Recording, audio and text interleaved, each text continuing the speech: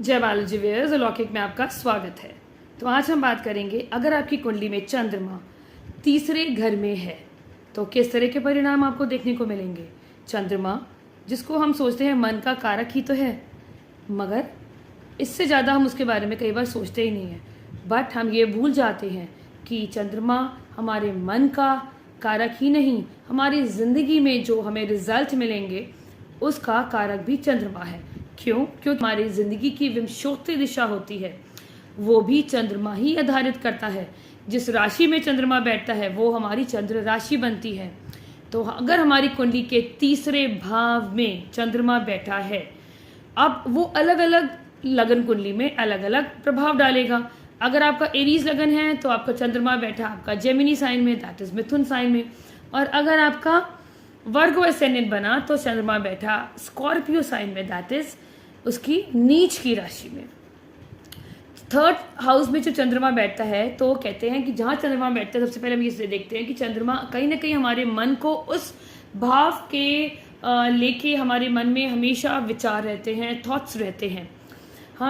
हम लगातार ही उस चीज़ के बारे में सोचते रहते हैं जिस भाव में हमारा चंद्रमा बैठता है। क्यों?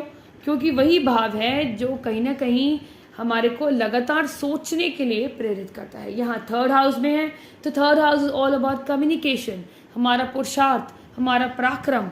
और चंद्रमा यहाँ पर हमारे पराक्रम को, हमारे पुरुषार्थ को, हमारी कम्युनिकेशन को इफेक्ट करेगा।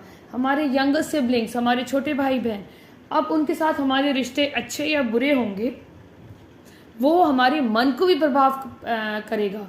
और जो भी हमारे मन में जो बात आती है, वही जो सोच हमारे मन में आती है, वही उसी सोच से हम एक्शन लेते हैं और वही एक्शन हमारे कर्म का आधार बनता है।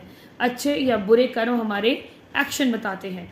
तो यहाँ पर जब थर्ड हाउस में चंद्रमा आता है तो कहीं ना कहीं थर्ड हाउस को हम अपने हाथों से भी जोड़ते हैं।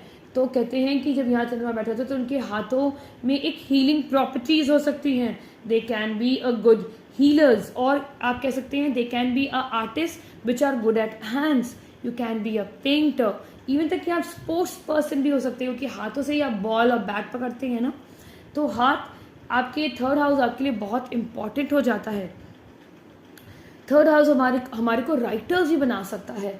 अगर अच्छा चंद्रमा है, अच्छी ग्रहों की युति के साथ है, ग्रहों की अच्छी दृष्टि है, तो चंद्रमा आपको एक अच्छी इमेजिनेशन देगा, अच्छे आपको थॉट प्रोसेस देगा। तो you can be a good writers, fiction writers हो सकते हैं, नॉवलिस्ट हो सकते हैं, स्टोरी टेलर्स हो सकते हैं आप। अगर चंद्रमा, क्योंकि हमारे मन, आप वो चीज़ें लिखेंगे जो हमारे मन को छूती हैं, हमारे आपकी जो लेखनी ही हमारे मन को छू देगी अगर चंद्रमा की एक अच्छी स्थिति है।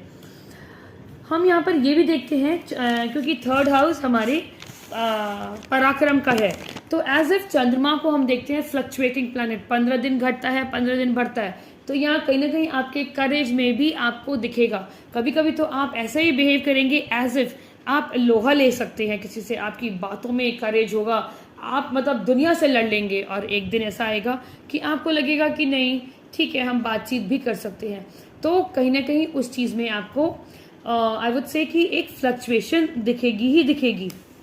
यहाँ पर हमने पहले कहा कि you can be the good writers, अगर आप किसी क्रिएटिव फील्ड में हैं तो आप बहुत अच्छा कर सकते हैं। बट यहाँ पर हमें सबसे इम्पॉर्टेंट होता है अपने मन को बैलेंस करने के लिए चंद्रमा के उपाय करना, चंद्रमा को बैलेंस करना।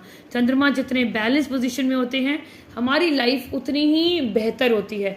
हमारी लाइफ में कितनी भी प्रॉब्लम्स आ जाएं, कोई भी चीज़ हमारे मन को नहीं हिला सकती, हमारे मनोबल को नहीं हिला सकती अगर मेरा चंद्रमा एक अच्छी स्थिति में है।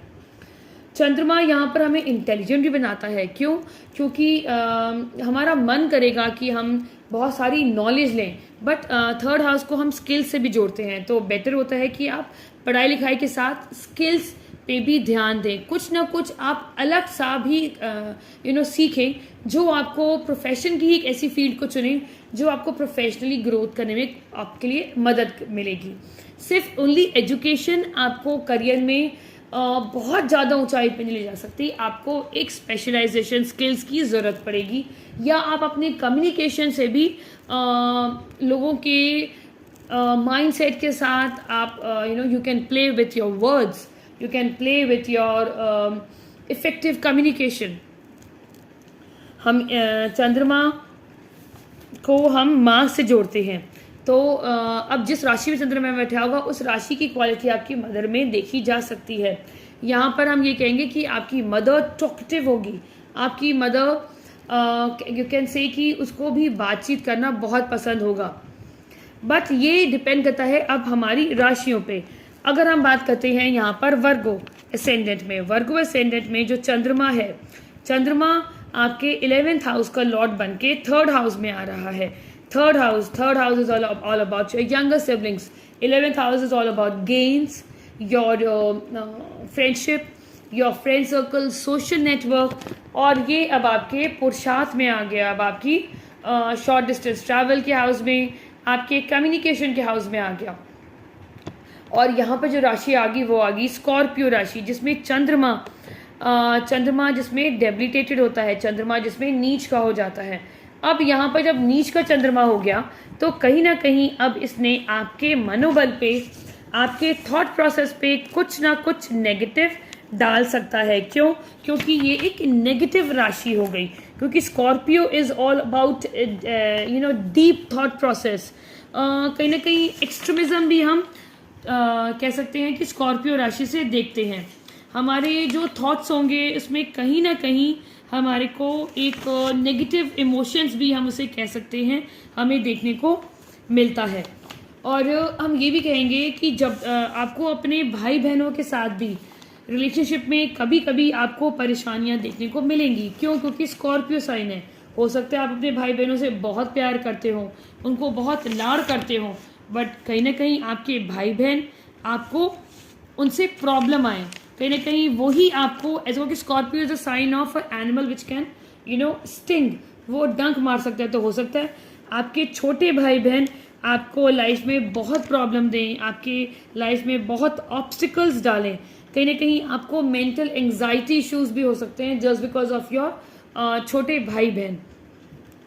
इसीलिए आपको यहाँ पर मंगल की कंडीशन देखना भी बहुत इंपॉर्टेंट, क्योंकि मंगल इस राशि का लॉर्ड है। और अदरवाइज हम केतु को भी लॉर्ड कहते हैं, but Mangal is Lord of this house. तो मंगल की पोजीशन स्ट्रांग होगी तो बहुत अच्छा है। और यहाँ पर अगर आपके लगन लॉर्ड दैट इज मरकुरी की कंडीशन अच्छी है, तो कहीं ना कहीं आप अपनी बुद्धिमत्ता से अपने लाइफ में बहुत सारे ऑब्स्टिकल्स को ओवरकम कर सकते हैं। यहाँ चंद्रमा कहीं ना कहीं आपको आपका जो मेंटल और फिजिकल एफर्ट है वो बढ़ा देगा। अगर बहुत ज़्यादा अशुभ ग्रहों का प्रभाव है तो कहीं ना कहीं आपके भाई बहन या आपकी जो मन की स्थिति होगी वो काफ़ी डिप्रेसिंग भी हो सकती है। आप कभी भी आपका मन ही नहीं करेगा एफर्ट्स डालने का। आप कहीं ना कहीं हमेशा ये सोचेंगे कि मैं तो हमेशा एफर्ट्स डालता हूँ बट मुझे उसके रिजल्ट नहीं मिलते। तो आपको कहीं ना कहीं एक अच्छे मेंटर की ज़रूरत पड़ेगी, एक अच्छे साइकोलॉजिस्ट की, और आई वुड से कि एक अच्छे सलाहकार की, गाइडेंस गिवर की। इसमें अगर जुपिटर की कंडीशन अच्छी है, जुपिटर का एस्पेक्ट पड़ गया, तो yes you will be blessed to get a good mentor in your life.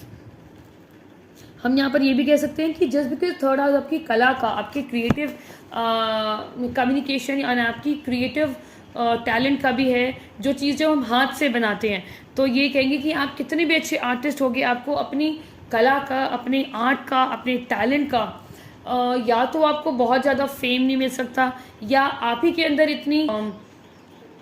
इतना कॉन्फिडेंस ही नहीं होगा अपनी टैलेंट को लेके कि आप दूसरों के सामने उसको अच्छे से पेश कर सके। और अगर यहाँ पर 9th हाउस, क्योंकि इसका डायरेक्ट एस्पेक्ट आपके 9th हाउस में पड़ेगा, अगर वहाँ कोई अशुभ प्लैनेट बैठा है, सैटर्न, मार्स, केतु, तो कहीं ना कहीं ये आपको फर्दर मोर आपके फादर से भी प्रॉब्लम दे सकता है। एंड यू विल थिंक कि your luck is not favouring you, तो कहीं ना कहीं आपको प्रॉब्लम आ सकती है। क्योंकि वैसे भी चंद्रमा यहाँ 11th हाउस का लॉर्ड है, 3rd हाउस में बैठा, इच्छाएं आपकी बहुत होंगी, बट आपको अगर आपको चंद्रमा बली होगा तो यस, आप कहीं ना कहीं later on your life with lot of bad and good experiences आप अपनी पोजीशन एक अटेन कर लेंगे। बट फॉर दैट आपके अपने मनोबल को आपको बहुत स्ट्रॉन्ग रखना पड़ेगा।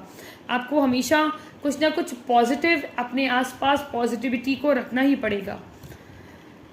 आपको यहाँ पर एक भी बात कहनी पड़ेगी कि आप जब शॉर्ट डिस्टेंस ट्रैवल करें तो अपना फिजिकली ध्यान रखें, बहुत ज़्यादा रैश ड्राइविंग ना करें।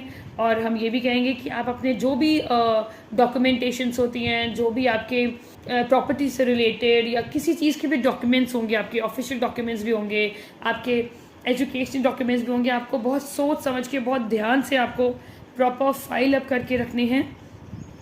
आपको यहाँ पर अपनी कम्युनिकेशन स्किल्स का भी बहुत ध्यान रखना है। तो बेटर अगर आप कोशिश करें कि अगर if you can develop a good communication skills. और हम एक और बात कहेंगे कि इस पोजीशन में जब चंद्रमा होता है तो आप अपने भाई बहन से जितनी एक्सपेक्टेशन नहीं रखेंगे, आपका जीवन उतना बढ़िया रहेगा। अगर आपको लगे कि नहीं मैं तो बहुत कर रहा हूँ, मुझे मेरे भाई बहनों से कुछ नहीं मिल रहा, ये आपको कहीं ना कहीं मेंटली एंग्जाइटी में मेंटल इश्यूज दे सकता है। तो बेटर यही है कि आप उनसे एक्सपेक्ट ना करें और जो आपके फ़र्ज़ हैं वो आप पूरा करें। समझेंगे कि चंद्रमा को और डिटेल में, उसके लिए हमें नक्षत्र को समझना पड़ेगा कि चंद्रमा किस नक्षत्र में है। तो सबसे पहले जो वो आएगा अनुराधा नक्षत्र। अनुराधा नक्षत्र है वो है आपका सैटर्न का नक्षत्र। सैटर्न का नक्षत्र है तो कहीं ना कहीं अनुराधा नक्षत्र में आपको चंद्रमा आपको कहीं ना कहीं लॉयल भी बनाएगा, कमिटेड होगे, आप एक रिस्पॉन्सिबिलिटी को लेने वाले होंगे। आप हमेशा से अपनी सारी रिस्पॉन्सिबिलिटीज़ को पूरा करने में अपना 100% लगाओगे। बट येस, आप थोड़े से भावुक रहोगे अगर कोई आपको क्रिटिसाइज़ करे, आपकी अवहेलना करे, आप डीपली इफेक्ट हो जाओगे लोगों के क्रिटिसिज्म से। उसको अपने ध्यान रखना है, अदरवाइज वो आपका मनोबल तोड़ेगा, वो आपको आगे बढ़ने में, आपको मेंटली आपके अंदर कॉन्फिडेंस की कमी रखेगा। बट येस, आप बहुत कमिटेड रहोगे, आप अपना 100% दोगे। बट येस, कुछ ना कुछ आपको लाइफ में अप्स एंड डाउन्स देखने को मिल सकते हैं एंड यू विल स्ट्रगल। आपको कहीं ना कहीं परेशानी होगी, को हर्ट किया है या किसी ने को बुरा किया है, उन चीज़ों को लेके थोड़ा आप ग्रज रखोगे और उनको अपनी लाइफ से लेट गो करने के लिए आपको बहुत तकलीफ होगी। आपको अपने जो भी आपके साथ किसी ने कितना भी बुरा किया हो, आपके मेंटल एंड फिजिकल बेटरमेंट के लिए यही है कि आप उसे लेट गो करें। और आप अपने रिलेशनशिप को मेंटेन करने के लिए मतलब आप अपनी तरफ से बेस्ट करें और कभी भी बेटर है फॉरगिव करें, आगे बढ़ें और अपने रिलेशनशिप में या अपनी लाइफ में भी जेलसी को कोई जगह ना दें। अब हम बात करते हैं अगर आपका ज्येष्ठा नक्षत्र है। ज्येष्ठा नक्षत्र के जो मालिक है वो है मरकुरी। तो यहाँ मरकुरी वैसे भी आपका लगन लॉर्ड है, मरकुरी की कंडीशन बहुत अच्छी है। तो यस, कहीं ना कहीं ये आपको स्ट्रेंथ देगा, आपके अंदर ये कॉन्फिडेंस बढ़ाता रहेगा। आपका चंद्रमा आपके अंदर एक अच्छी विल पावर होगी कि yes I can achieve it. चाहे आपकी परिस्थितियाँ लाइफ में कितनी भी नेगेटिव हो, कुछ भी हो जाए, you have that will power, you have that brain. क्योंकि मरकुरी है, मरकुरी अगर बहुत अच्छी कंडीशन में है ना, तो आपके अंदर एक बुद्धिमत्ता से आप अपने कितने भी बड़ा शत्रु होगा आप उसके ऊपर विजय प्राप्त करेंगे।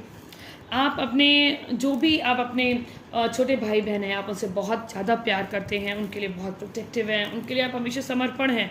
बट वही है कि कभी कभी क्योंकि ज्येष्ठा को हम इंद्र देव से भी जोड़ते हैं, तो इंद्र देव में बहुत ज़्यादा एटीट्यूड एंड डोमिनेटिंग कंट्रोलिंग होते हैं। तो यहाँ देखा जाता है कि कहीं ना कहीं ये वाली क्वालिटी आपके अंदर भी आती है।